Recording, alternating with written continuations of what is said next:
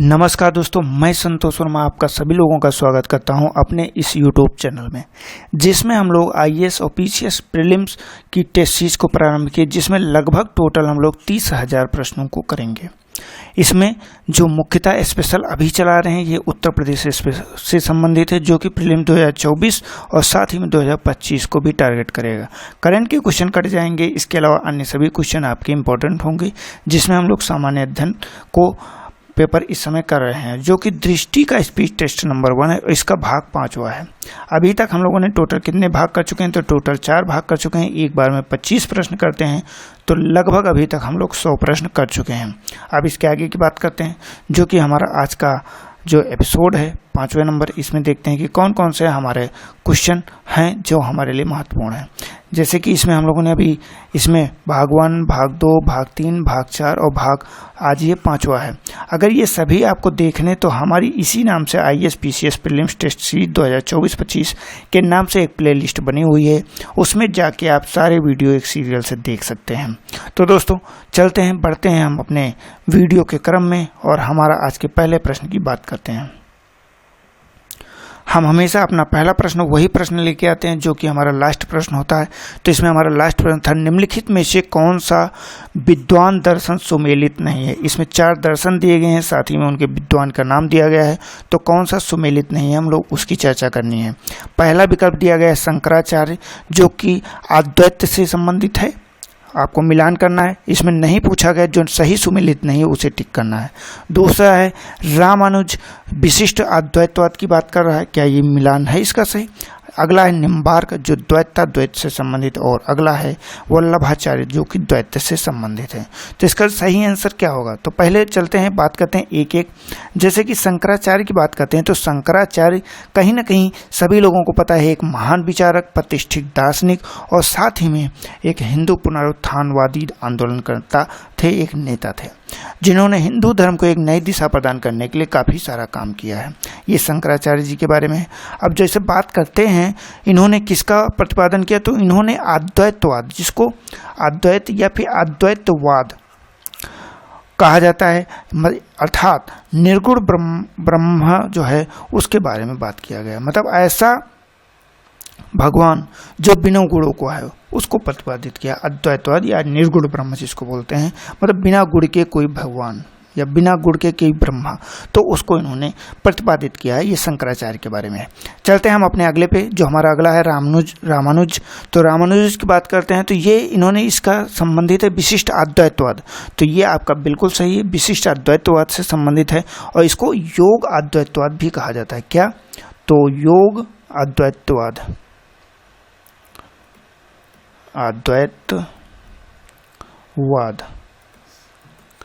योग्य अद्वैतवाद की बात कर रहा है, तो आपका ये भी आपका सही हो जाएगा। इन्होंने इसकी रचना की है, साथ ही में इन्होंने श्री वैष्णव संप्रदाय की भी स्थापना की है।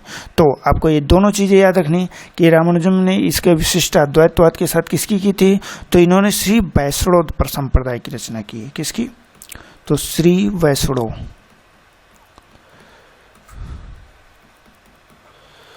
वैष्णव संप्रदाय की भी रचना की है। अगले की बात करते हैं तो अगला जो हमारा दिया गया है निम्बार्क, तो निम्बार्क का द्वैताद्वैत से संबंधित है और ये एकदम सही है। इन्होंने इसका जो है प्रतिपादन किया है द्वैताद्वैत का, और साथ ही में इन्होंने क्या कहा है कि जो एक ब्रह्म है या जिसको बोलते हैं सर्वोच्च आत्मा है, वो स्वयं को जो विश्व की जितनी आत्माएं हैं उनमें बदल देती है, उसमें तब्दील कर लेती है। तो आपका ये भी सही हो जाता है। अगले चलते हैं, जो अगला हमारा वल्लभाचार्य के बारे में है। वल्लभाचार्य के बारे में इन्होंने किसका, इसमें दिया गया सिर्फ द्वैत का, तो क्या द्वैत का किया, तो भैया इन्होंने किसका किया था, तो इन्होंने किया था शुद्धोद्वैत का, जिसको क्या बोलते हैं, शुद्ध अद्वैतवाद भी बोलते हैं। क्या, तो शुद्ध अद्वैतवाद ये इसको कहा जाता है। तो आपका जो सही है ये आपका सही है नहीं है, वल्लभाचार्य का द्वैत नहीं, शुद्ध द्वैत है, आपका ये गलत हो जाएगा, ये गलत है। लेकिन हमें इसमें गलत वाले को ही टिक करना, अगर OMR सीट में भरना होगा तो हमें D विकल्प से भरना होगा और हमारा यही सही हो जाएगा। तो ये हमारा 100 नंबर प्रश्न हो जाता है। चलते हैं, देखते हैं हमारा अगला प्रश्न क्या है। हम अपने अगले प्रश्न की बात करते हैं।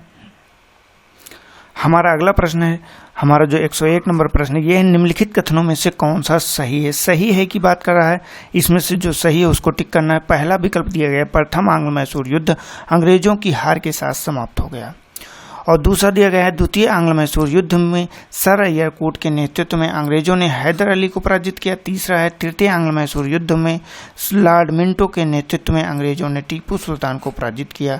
और चौथा है, चतुर्थ आंग्ल मैसूर युद्ध में आर्थर वेस्ली के नेतृत्व में अंग्रेजों ने श्रीरंगपट्टनम में टीपू सुल्तान को पराजित किया। ये आपके 4 विकल्प दिए गए हैं।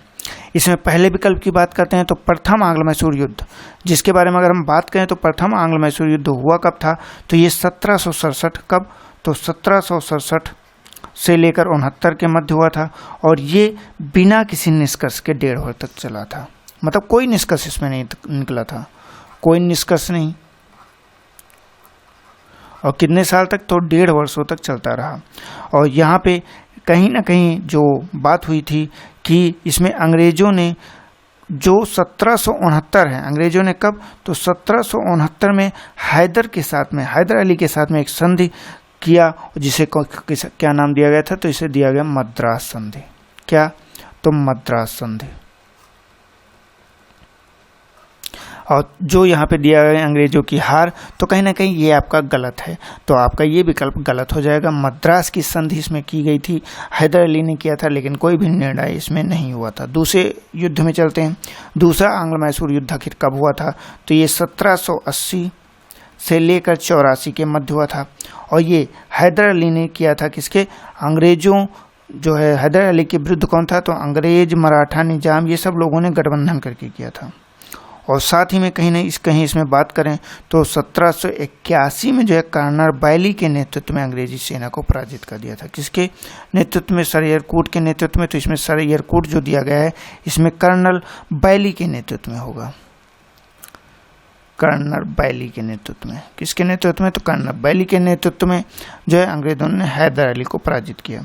तो इसमें एक संधि और हुई थी, उस संधि का क्या कहते हैं, तो क्योंकि एक यहाँ पे 1781 में एक युद्ध चल रहा था। कब, तो 1781 में एक युद्ध चल रहा था जिसको पोर्टोनोवा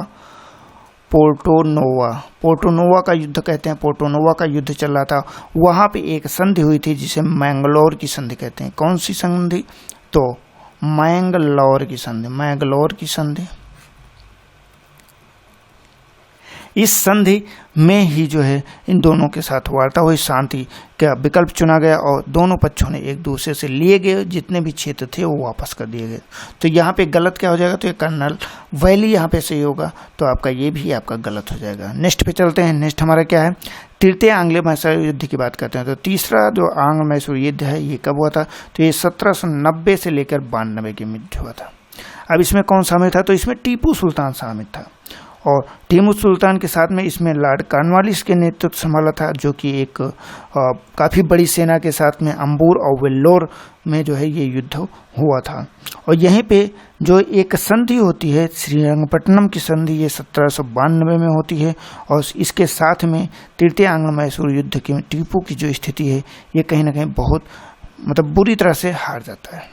तो आपका जो ये विकल्प है टीपू सुल्तान पराजित किया जाता है, तो ये आपका सही है। अब चतुर्थ की बात करते हैं। तो चतुर्थ आंग्ल मैसूर युद्ध जो है ये अंतिम युद्ध होता है, ये 1799 में होता है। और इसमें टीपू सुल्तान जो श्रीरंगपट्टनम के साथ संधि हुई थी, वहीं पे श्रीरंगपट्टनम के पतन के साथ ही में इसमें क्या होता है, टीपू सुल्तान मारा जाता है।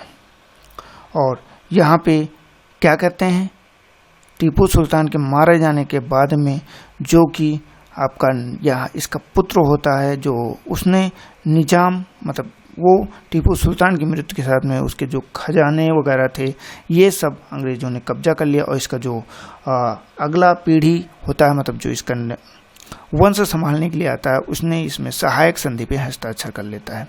तो इसका जो सही आंसर होता है, मतलब ये भी आपका गलत हो जाएगा।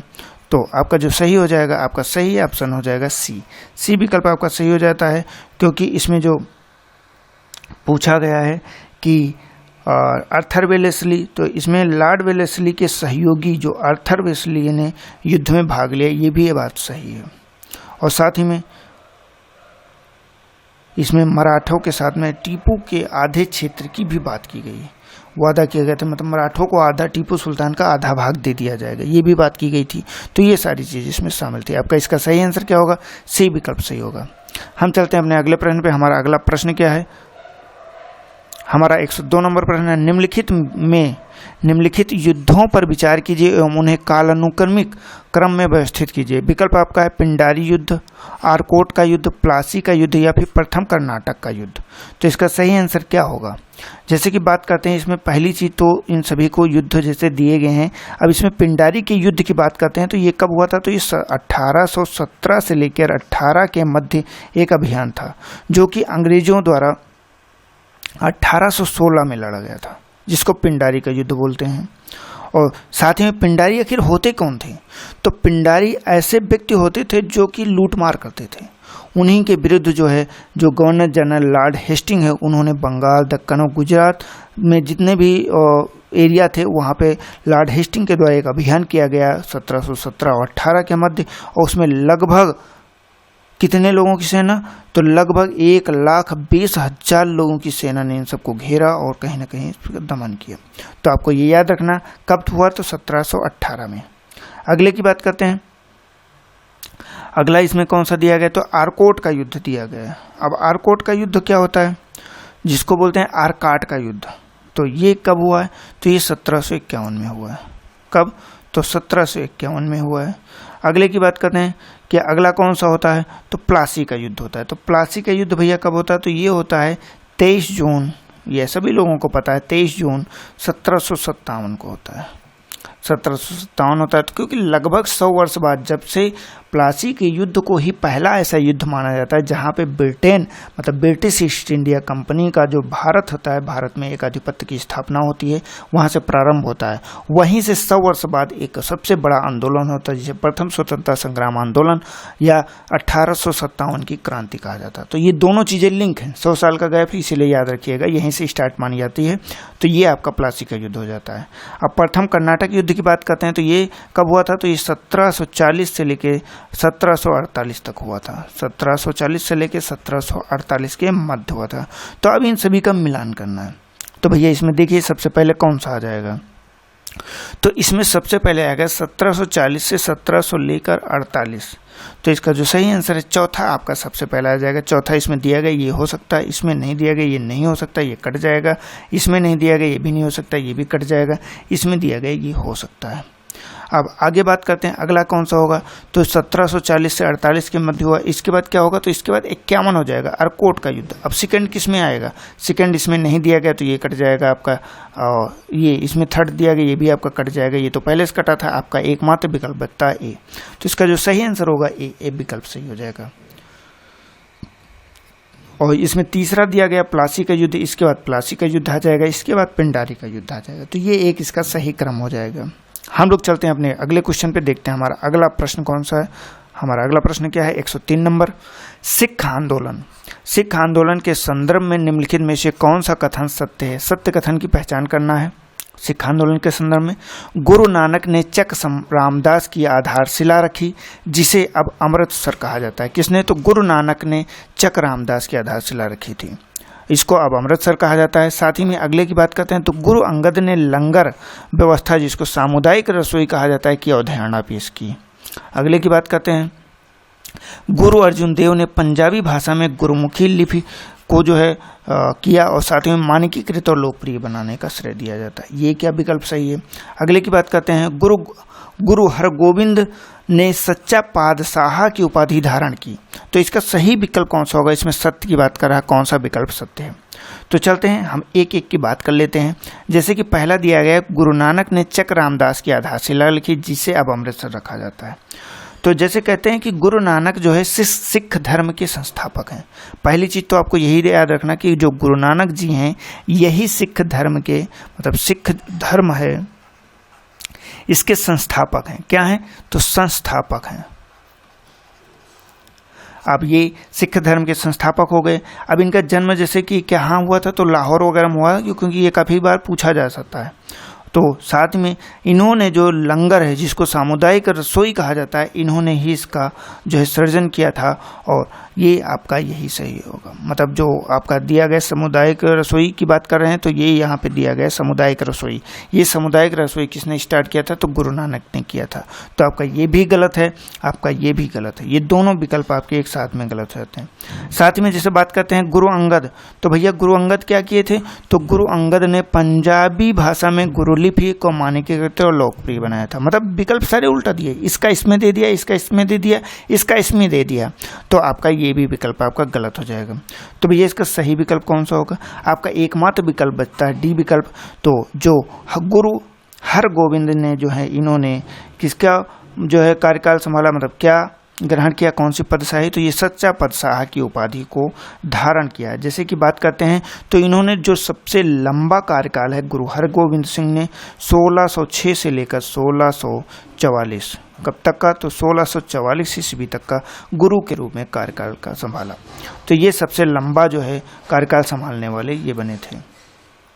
तो इसे आपको याद रखना। साथ ही में जैसे कि एक बात करते हैं, यहाँ पे दिया गया है कि चक रामदास की आधारशिला रखी और अमृतसर कहा जाता है।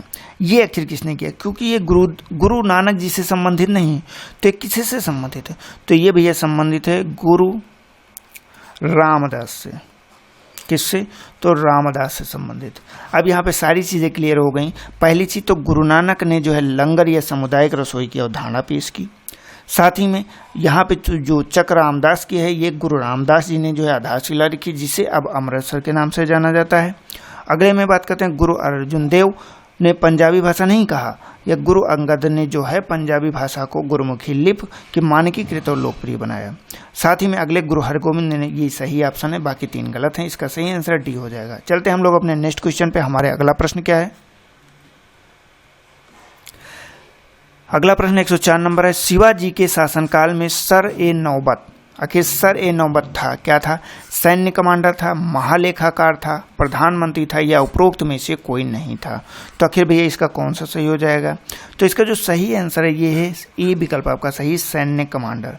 जो शिवाजी का शासन था उसमें सर-ए-नौबत सैन्य कमांडर के रूप में था। जैसे कि इसमें बात करते हैं पेशवा की, इसमें कई सारी चीज़ें इंपॉर्टेंट है। जैसे कि पेशवा की बात करते हैं तो ये पंत प्रधान होता था। क्या होता था? तो ये पंत प्रधान होता था।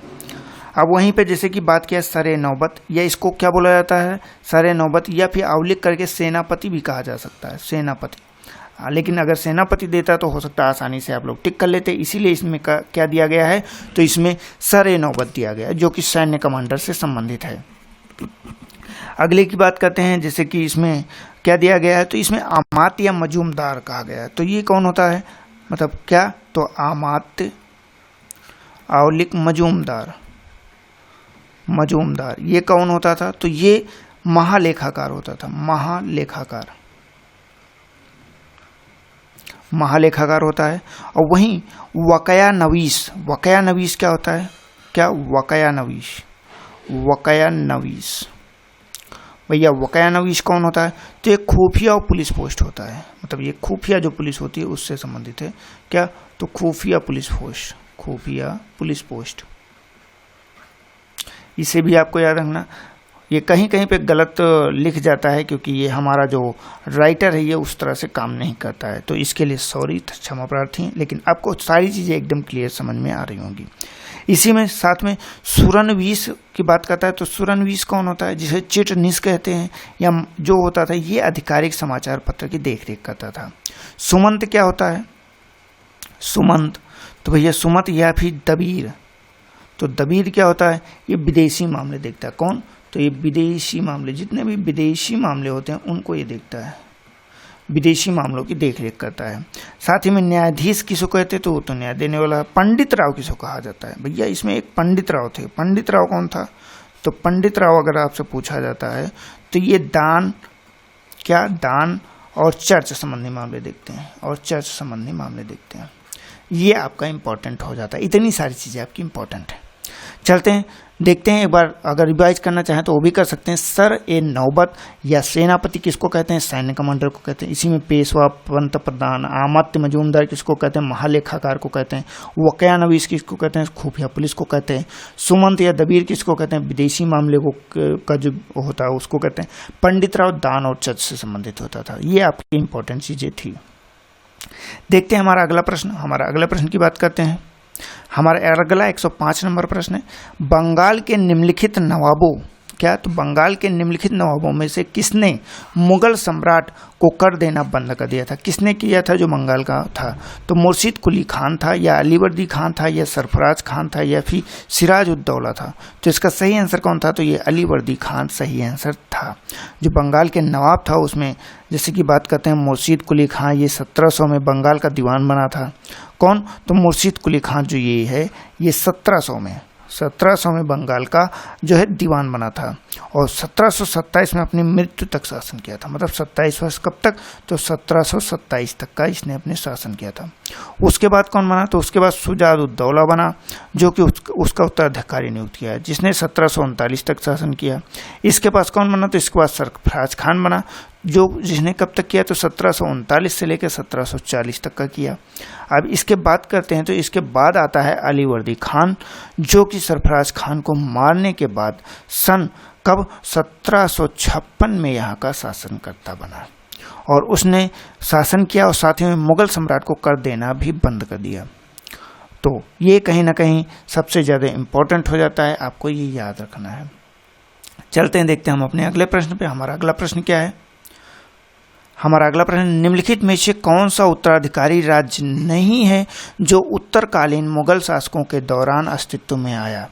विकल्प आपके हैं हैदराबाद, अवध, मैसूर या फिर बंगाल।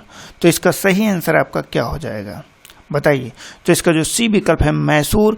मैसूर जो है ऐसा राज्य है जो कि उत्तरकालीन मुगल शासकों के दौरान अस्तित्व में नहीं आया। अब जैसे कि बात क्या करते हैं, मुगल साम्राज्य के पतन के बाद राज्यों को 3 व्यापक श्रेणियां उभरी। जैसे उत्तराधिकारी राज्य होते हैं, एक स्वतंत्र राज्य होते हैं, एक नवीन राज्य होते हैं। अब उत्तराधिकारी राज्य कौन से थे? तो ये मुगल प्रांत थे जो कि साम्राज्य से अलग होकर राज्य में बदल गए थे। जैसे कि क्या थे? तो अवध थे, ये अवध हो गया आपका, बंगाल था और आपका हैदराबाद था। ये क्या थे? ये उत्तराधिकारी राज्य थे। मतलब ये उत्तराधिकारी राज्य किस तरह के थे? जो मुगल प्रांत थे और बाद में जो है साम्राज्य से अलग होकर एक अलग राज्य बने। और वहीं पे जैसे कि बात करते हैं स्वतंत्र राज्य, ये मुख्य रूप से जो है प्रांत मुगल नियंत्रण में अस्थिरता के कारण अस्तित्व में आए थे और ये मतलब पहले ही अस्तित्व में आ चुके थे। उसमें कौन सा था? तो उसमें जैसे कि मैसूर हो गया और राजपूत राज्य हो गया। तो आपका इसका सही आंसर यही है। नवीन राज्य की बात करते हैं तो नवीन राज्य वो राज्य होते हैं जैसे कि मराठा हो गया, जिनका नया निर्माण हुआ हो, मराठा हो गया, सिख हो गया या फिर जाट हो गए, ये नए राज्य थे। तो इस तरह के राज्य अलग अलग थे। चलते हैं, देखते हैं हम अपने अगले प्रश्न पे। हमारा अगला प्रश्न कौन सा है? 107 नंबर प्रश्न, अहमदनगर सल्तनत की स्थापना किसके द्वारा की गई थी? विकल्प आपके हैं बुरहान निजाम शाह प्रथम, बुरहान निजाम शाह प्रथम। जैसे कि इसमें देखिए दोनों पे सेम विकल्प दिया गया है। अगला है मुकम्मल खान और अगला है मलिक अहमद शाह बहारी। तो इसका सही आंसर आपका क्या हो जाएगा? तो इसका जो है अहमदनगर सल्तनत की स्थापना किसके द्वारा की गई थी? तो ये अहमदनगर जो सल्तनत है इसका स्थापना की थी मलिक अहमद शाह बहारी ने। अब इन दोनों में सेम विकल्प है लेकिन उससे कोई फर्क नहीं पड़ता क्योंकि दोनों गलत हैं, तो इसीलिए आपको ये याद रखना है। अब जो ये अहमद शाह बहारी थे इन्होंने कब? तो 1490 में। कब? तो 1490 में बहमनी साम्राज्य से स्वतंत्रता की घोषणा की थी। किससे? तो बहमनी राज्य से। बहमनी साम्राज्य था, बहमनी साम्राज्य से स्वतंत्रता की घोषणा की थी और उन्होंने एक नई राजधानी जो कि अहमदनगर राजधानी है। कौन सी? अहमदनगर राजधानी।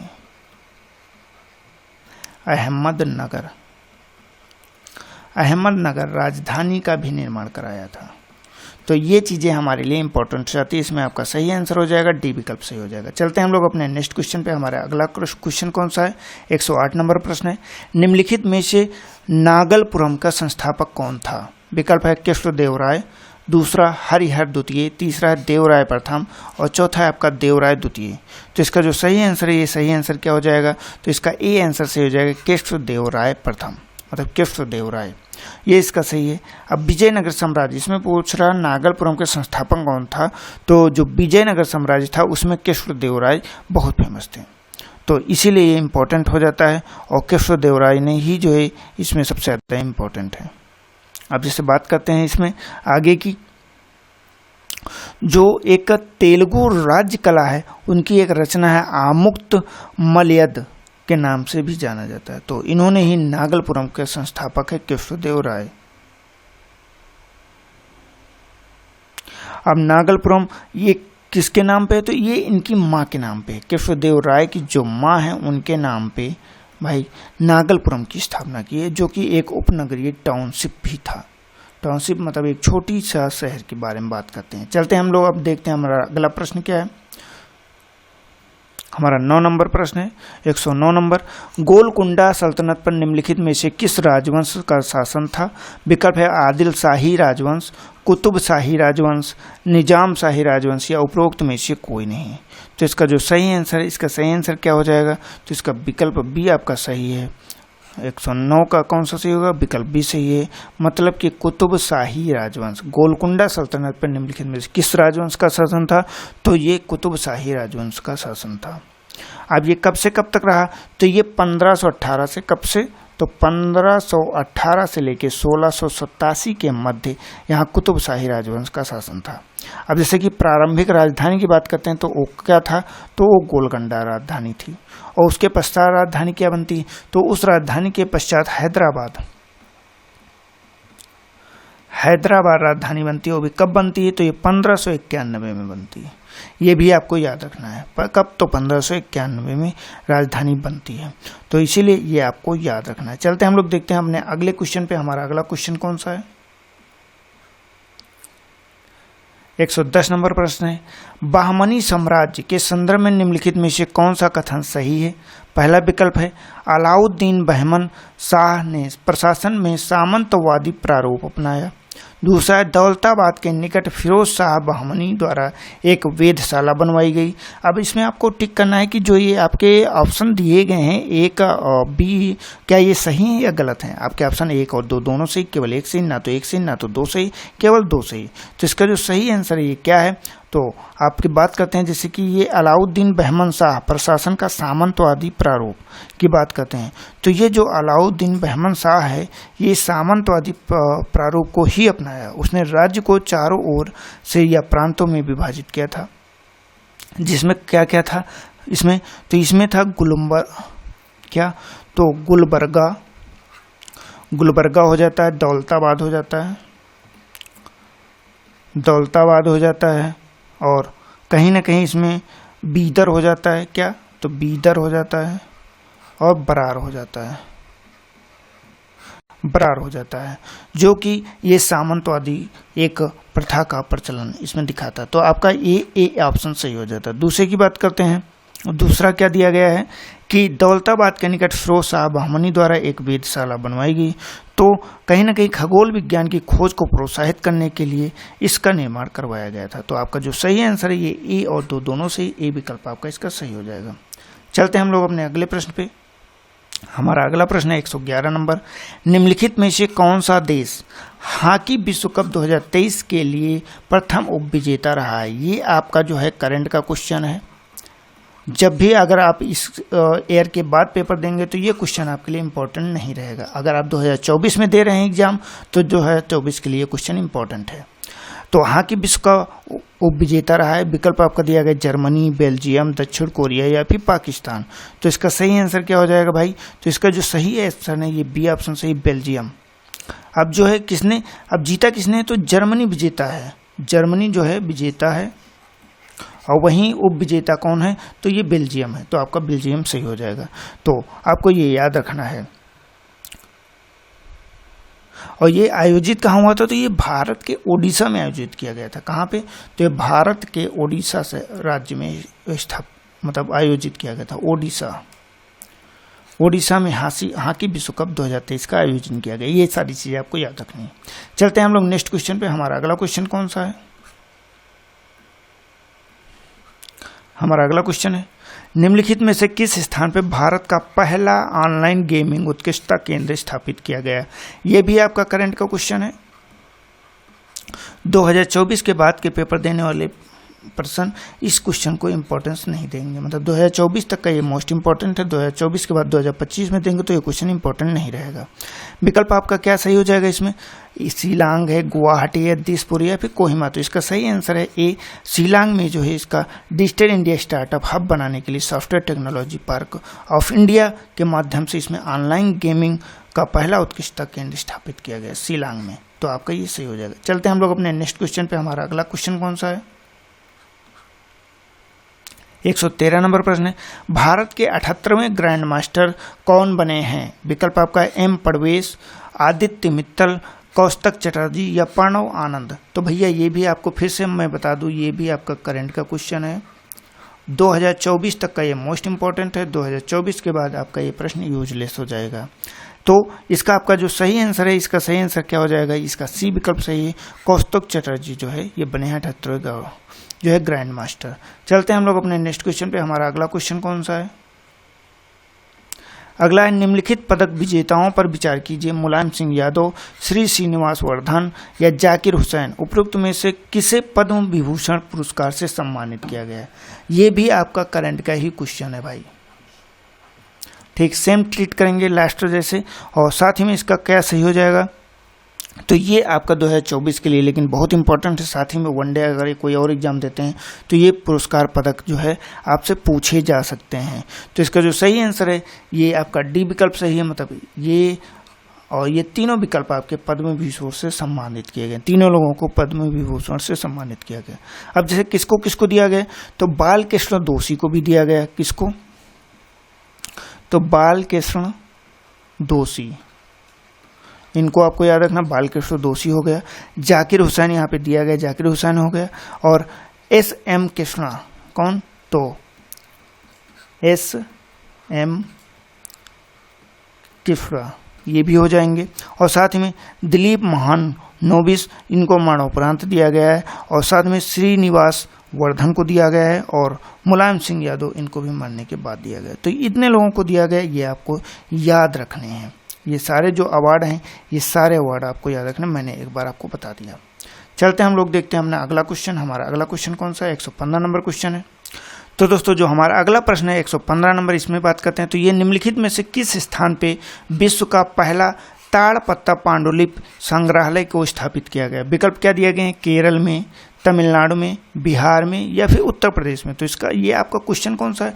तो ये आपका क्वेश्चन है करंट का। सबसे पहली चीज़ 2024 तक का ही इंपॉर्टेंट है। 2024 के बाद ये क्वेश्चन इंपॉर्टेंट नहीं रहेगा। तो इसमें बात करते हैं, विकल्प दिया गया केरल में, तमिलनाडु में, बिहार में या फिर उत्तर प्रदेश में। तो इसका सही आंसर जो है ये आपका ए विकल्प सही, केरल के तिरुवनंतपुरम जिले में। कहाँ पे? तो केरल का जो तिरुवनंतपुरम है, तिरुवनंतपुरम, वहाँ पे जो है इसको स्थापित किया गया है। तो इसे आपको याद रखना है। ये 19वीं शताब्दी के अंत तक 650 वर्षों तक चला था। तो इसीलिए आपको ये याद रखना है। 115 नंबर। चलते हैं हम अपने अगले क्वेश्चन पे। हमारा अगला क्वेश्चन क्या है? हमारा अगला क्वेश्चन 116 नंबर ये है, हाल ही में भारतीय प्रधानमंत्री ने निम्नलिखित में से किस स्थान पर टेंट सिटी का उद्घाटन किया है? क्वेश्चन क्या है? करंट का है।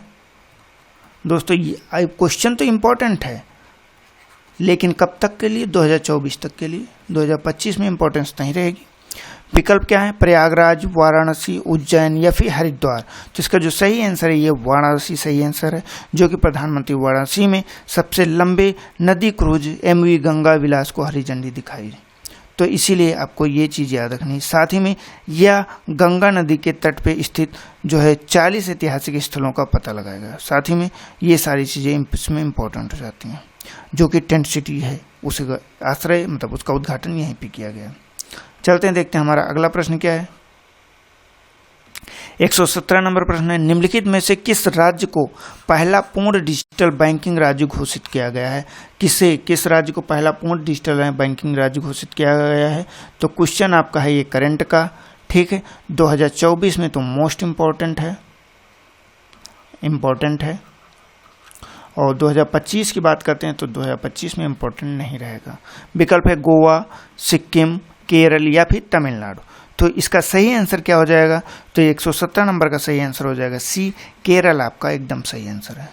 और केरल के जो मुख्यमंत्री हैं पिनाराई विजयन, उन्होंने केरल में अपनी बैंकिंग सेवा के लिए पूर्णतया डिजिटल होने का जो पहला राज्य का दर्जा घोषित किया है, मतलब खुद को बोला है कि ये अब पूर्ण डिजिटल बैंकिंग राज्य है। किसने? तो मुख्यमंत्री जो वहाँ के हैं पिनाराई विजयन, उन्होंने बोला है। चलते हैं हम देखते हैं अपने अगले प्रश्न पे। हमारा अगला प्रश्न क्या है? 118 नंबर प्रश्न हमारा, निम्नलिखित में से किस स्थान पे 17वें प्रवासी भारतीय दिवस का आयोजन किया गया? ये भी क्वेश्चन आपका पूरी तरह से करंट का है, 2024 में आपका इम्पोर्टेंट है, मोस्ट इम्पोर्टेंट क्वेश्चन है, और 2025 में यह क्वेश्चन आपके लिए इम्पोर्टेंट नहीं रहेगा। चलते हैं विकल्प देखते हैं। आपका ए विकल्प इंदौर, दूसरा है भोपाल, तीसरा है उज्जैन और चौथा है आपका जबलपुर। तो आपको इसमें टिक करना है, क्या सही होगा? तो इसका जो सही आंसर है ये इंदौर सही आंसर है। जो 17वें प्रवासी भारतीय दिवस है, इसका सम्मेलन कब से? तो 8 से 10 जनवरी के मध्य 2023 में इंदौर के जो मध्य प्रदेश में है, एमपी में, उसके इंदौर शहर में किया गया है। अब जैसे इसके बात करते हैं, इसका जो विषय क्या था? तो इसका विषय था प्रवासी अमृतकाल। क्या था विषय की? तो बात करते हैं प्रवासी अमृत काल में भारत की प्रगति, में भारत की प्रगति, ये इसका विषय था। आपको इसे याद रखना है। चलते हैं देखते हैं फिर हम अपने अगले क्वेश्चन पे। इसका हमने आंसर बता ही दिया आपको। हमारा अगला क्वेश्चन क्या हो जाएगा? 119 नंबर प्रश्न है, निम्नलिखित में से किस नदी के नीचे भारत की पहली अंडर वाटर मेट्रो का संचालन किया गया है? तो ये भी आपका किसका क्वेश्चन है? तो ये आपका क्वेश्चन करंट का है। अब करंट की बात करते हैं तो ये करंट का क्वेश्चन है और ये 2024 में आपके लिए इंपॉर्टेंट है, क्योंकि ये नीचे पहली की बात कर रहा है। तो पहली जो भी चीज़ें होती हैं मोस्ट इंपॉर्टेंट रहती हैं, इसको आपको मोस्ट इंपॉर्टेंट की बात करनी है। अगर स्टार दें तो इसको 5 स्टार रेटिंग में देंगे। करंट क्वेश्चन जो है ये 5 स्टार रेटिंग में रहेगा, लेकिन 2025 में ये आपके लिए इंपॉर्टेंस, 2025 में इसकी इंपॉर्टेंस खत्म हो जाएगी। विकल्प है हुगली नदी के, गंगा नदी के, नर्मदा नदी के या आड़यार नदी के। तो इसका जो सही आंसर है ये हुगली नदी है। भारत की पहली अंडर वाटर मेट्रो जो है, इसका परिचालन कहाँ पर किया गया है? तो ये कोलकाता में। कोलकाता में। ये पुराना क्वेश्चन है लेकिन करंट का है, पुराना क्वेश्चन है, तो इसलिए आप याद रखिएगा। तो ये कहीं ना कहीं पहली अंडर वाटर मेट्रो का जो है, और ये पूरा कब होगा? तो ये दिसंबर 2023 में पूरा होने का वो था। हम लोग 2024 में इसे पढ़ रहे हैं, तो इसीलिए हम कह रहे हैं कि 2025 में किसी तरह से इम्पोर्टेंस नहीं रखेगा। अभी तक का तो इम्पोर्टेंट है, लेकिन अभी इसके आगे नहीं रहेगा। ये हुगली नदी के नीचे था। चलते हैं देखते हैं हम अपने अगले क्वेश्चन को। हमारा अगला क्वेश्चन क्या है? 120 नंबर प्रश्न, सामरिक दृष्टि से महत्वपूर्ण सियोम ब्रिज का निर्माण किया गया है कहाँ पे? तो ये भी आपका क्वेश्चन कैसा है? तो ये करंट का क्वेश्चन है, इम्पोर्टेंट है। कब? तो 2024 में। और 2025 में क्या रहेगा इसकी स्थिति? तो 2025 में इम्पोर्टेंट नहीं रहेगा। विकल्प क्या है? उत्तराखंड में, हिमाचल प्रदेश में, लद्दाख में या फिर अरुणाचल प्रदेश में। तो इसका जो सही आंसर है 120 का, ये अरुणाचल प्रदेश में। राजनाथ सिंह जो रक्षा मंत्री हैं हमारे, उन्होंने सीमा सड़क संगठन पर पूरी की गई 17 अन्य बुनियादी ढांचों का जो है शिलान्यास किया है, जिसमें एक सियोम ब्रिज भी शामिल है। ये सियोम ब्रिज अरुणाचल प्रदेश में स्थित है। चलते हैं हम लोग अपने अगले क्वेश्चन पे। हमारा जो अगला क्वेश्चन है 121 नंबर, तमुलोसर द्वारा मनाए जाने वाला एक प्रमुख त्यौहार है। आखिर ये तमुलोसर जो है किसके द्वारा मनाया जाता है, जो कि प्रमुख त्यौहार है? ये आपका जीएस का क्वेश्चन है, इसमें कोई डाउट नहीं। तमुलोसर क्या है, तो किसके द्वारा मनाया जाता है? नेपाली के द्वारा, मणिपुर के द्वारा, नगा के द्वारा, मिजो के द्वारा। तो भैया किसके द्वारा? तो ये नेपालियों के द्वारा मनाया जाता है तमुलोसर, जिसे तमुलोसर भी कहते हैं के नाम से, जो भारतीय पूर्वोत्तर राज्य, जो भारतीय पूर्वोत्तर राज्य हैं जिसमें कि एक समुदाय पाया जाता है, उस समुदाय का नाम है गुरुंग समुदाय। इस समुदाय का आपको नाम याद रखना, क्योंकि ये प्रश्न आपसे ऐसे भी पूछा जा सकता है। तमलोसर किस समुदाय के लोगों द्वारा मनाया जाता है, उसमें आपका गुरंग समुदाय वर्ड दिया रहेगा, तो आपको उसे टिक करना है। ऐसे ये नेपाली लोगों का जो है बौद्ध त्यौहार है, किस धर्म से संबंधित है, तो ये बौद्ध धर्म से संबंधित है, बौद्ध धर्म से संबंधित है। तो दोस्तों आपको ये इतना याद रखना है। हम चलते हैं अगला क्वेश्चन पे। हमारा अगला क्वेश्चन क्या है, 122 नंबर प्रश्न। निम्नलिखित में से कौन सा भारत का पहला संविधान साक्षर जिला बन गया है, मतलब जो कि संविधान को पूरी तरह से जानता है, मतलब संविधान के बारे में जानता है। कौन सा जिला है जो फर्स्ट जिला है, पहला, जिसे पता है भारत का पहला जिला। विकल्प आपका है कोट्यम, मद्दूर, इम्फाल, कोल्लम। तो इसका सही आंसर क्या हो जाएगा 122 का, इसका आपका डी विकल्प सही हो जाएगा कोल्लम। भारतीय जिला कोल्लम देश का पहला संविधान साक्षर जिला बना है। इसकी घोषणा किसने किया, तो इसकी घोषणा केरल के जो मुख्यमंत्री हैं पिनाराई विजयन, उन्होंने किया। अभी एक चीज़ हमने और पढ़ाया था, 100% जो है डिजिटल बैंकिंग भी कहाँ पे हुआ है, तो ये भी केरल था और ये भी आपका केरल ही है। तो इसे आपको याद रखना, कोल्लम, ये आपका सही आंसर है। ये कहाँ से संबंधित है, तो केरल से संबंधित है। राज्य की बात करते हैं तो केरल राज्य। चलते हैं हम लोग देखते हैं हमारे अगले प्रश्न पे। हमारा अगला प्रश्न क्या है, 123 नंबर क्वेश्चन है। विश्व का सबसे बड़ा पूर्ण क्षमता वाले हॉकी स्टेडियम का उद्घाटन कहाँ किया गया है या कहाँ किया गया है। विकल्प है कटक में, भुवनेश्वर में, राउरकेला में, चेन्नई में। ये आपका क्वेश्चन है करंट का। तो करंट का क्वेश्चन 2024 के लिए मोस्ट इंपॉर्टेंट है, लेकिन 2025 में आप इसे मत याद कीजिएगा। विकल्प क्या है, कटक में, भुवनेश्वर में, राउरकेला में या फिर चेन्नई में। तो इसका जो सही आंसर दिया गया है ये सी आंसर आपका सही है, राउरकेला में जो है ये स्टार्ट किया गया। अब बात करते हैं तो जो हॉकी स्टेडियम है ये बिरसा मुंडा, इसका नाम क्या दिया गया, तो बिरसा मुंडा दिया गया है, बिरसा मुंडा। बिरसा मुंडा अंतर्राष्ट्रीय हॉकी स्टेडियम को आधिकारिक तौर पे सबसे बड़े हॉकी स्टेडियम के रूप में घोषणा की गई है। तो ये कहाँ स्थित है, राउरकेला में स्थित है। चलते हैं हम लोग देखते हैं हमारे अगले प्रश्न पे। हमारा अगला प्रश्न क्या है, 124 नंबर प्रश्न है, जो कि हमारा सेकेंड लास्ट प्रश्न है और इसके बाद हम लोग एक प्रश्न को और करेंगे बस। विकल्प क्या, प्रश्न क्या है, निम्नलिखित में से किस शहर को आंध्र प्रदेश की नवीन राजधानी घोषित की गई है। कहाँ की, तो आंध्र प्रदेश की राजधानी नवीन राजधानी घोषित की गई है। विकल्प दिया गया हैदराबाद को, विशाखापट्टनम को, अमरावती को या फिर कुर्नूल को। तो इसका जो सही आंसर है ये बी विकल्प आपका सही है, विशाखापट्टनम को। जो इसका सही आंसर है विशाखापट्टनम को। जैसे कि बात करते हैं आंध्र प्रदेश की, तो आंध्र प्रदेश ने 3 कैपिटल प्लान पेश किया था। क्या, तो 3 राजधानी प्लान। ये क्या होता है भाई, तो ये अपने 3 राजधानियों की बात की थी कि हम 3 राजधानियां अपने रखेंगे। उसी भाग के रूप में जो दक्षिण भारतीय एक राज्य है आंध्र प्रदेश, इसमें विशाखापट्टनम को अपनी नवीन राजधानी घोषित किया है। अब इसकी घोषणा किसने की है, तो जगन मोहन रेड्डी ने किया है। तो साथ ही में इसकी बात करते हैं कि ये किस तरह से इम्पोर्टेंट है, तो ये आपको प्रश्न में इम्पोर्टेंट है, क्योंकि जैसे इसकी अन्य अभी मौजूदा राजधानियाँ थी वो अमरावती थी, जो कि भीड़भाड़ को कम करने के लिए अब विशाखापट्टनम को शिफ्ट किया गया है। कहाँ से, तो अमरावती से आपको विशाखापट्टनम में शिफ्ट किया गया है। नई राजधानी विशाखापट्टनम, ये भी क्वेश्चन करंट का है लेकिन इम्पोर्टेंट, ये आपके आगे तक का पूछा जाता रहेगा, ये आपका आगे जीएस बनने वाला है। तो इस प्रश्न को आपको अच्छे से याद रखना है, ऐसा नहीं कि करंट में पढ़ने के बाद इसको छोड़ दीजिएगा। आंध्र प्रदेश की राजधानी आपको कभी भी पूछी जा सकती है। तो दोस्तों चलते हैं हम लोग अपने अगले प्रश्न पे, जो हमारा आज का अंतिम प्रश्न होगा, 125 नंबर प्रश्न। हमारा प्रश्न है, निम्नलिखित में से किस देश ने हाल ही में यूरो को अपनी आधिकारिक मुद्रा के रूप में स्वीकार किया है। किस देश ने हाल ही में, तो भैया ये पहली चीज़ तो ये आपका करंट का क्वेश्चन है। तो करंट का क्वेश्चन 2024 तक का ही आपके लिए महत्वपूर्ण है, 2025 में इसे आप याद मत कीजिएगा। विकल्प है क्रोएशिया, स्लोवेनिया, सर्बिया या फिर कोसोवो। तो इसका सही आंसर आपका क्या हो जाएगा, तो भैया इसका जो सही आंसर है ये क्रोएशिया है। क्रोएशिया ने कब, तो ये 1 जनवरी, कब, तो 1 जनवरी 2023 को जो है अपनी आधिकारिक मुद्रा के रूप में किसको, यूरो को शामिल कर लिया है। तो इसलिए जैसे कि इसने क्रोएशिया जो है ये यूरो क्षेत्र में शामिल हुआ है, इसलिए उस मुद्रा को भी इसने स्वीकार किया है। तो इस तरह से जो है आज के हमारे ये अपना टारगेट पूरा होता है। इसी तरह से हम अपना नेक्स्ट वीडियो भी लेकर उपस्थित होंगे, जिसमें हम अगले 25 प्रश्नों के डिस्कशन करेंगे। ठीक है दोस्तों, जो कि हमारा भाग अंतिम रहेगा, इस टेस्ट सीरीज का अंतिम भाग रहेगा, भाग 6 भाग रहेगा। तो आपको अगर ये हमारा वीडियो पसंद आता है तो हमारे चैनल को लाइक कीजिए, शेयर कीजिए और साथ ही में सब्सक्राइब भी कीजिए, और साथ ही में अपने दोस्तों को अधिक से अधिक शेयर कीजिए। अगर आप हमारे टेलीग्राम चैनल से जुड़ना चाहते हैं, एसएमएस कर सकते हैं टेलीग्राम पे GS Study 387 पे यूजर नेम दिया गया है, वहीं टेलीग्राम चैनल का नाम है GS Study 38। तो आप इन दोनों पे के माध्यम से हमसे जुड़ सकते हैं। साथ ही में आप अपने हमको क्वेरी भी बता सकते हैं। साथ ही में वीडियो पे कमेंट जरूर कीजिए।